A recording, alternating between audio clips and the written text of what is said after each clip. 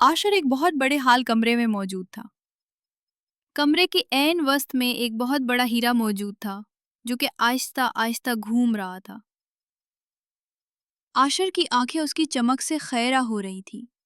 उसने सोचा कि इतना बड़ा हीरा अगर ये मुझे मिल जाए तो मेरी सारी ख्वाहिशें पूरी हो जाएंगी। उसने हीरे की तरफ भागना शुरू किया, मगर वो जितना दौड़ता हीरा उससे इतनी ही दूर हो जाता था। नहीं नहीं, रुको रुको, वो चीखा। अचानक उसकी आंख खुल गई। अम्मी उसके सिरहाने बैठी थी। उसने बताया, अम्मी, मैंने ख्वाब में बड़ा हीरा देखा था। अगर वो हीरा हमें मिल जाए तो हम कितने अमीर हो जाएंगे।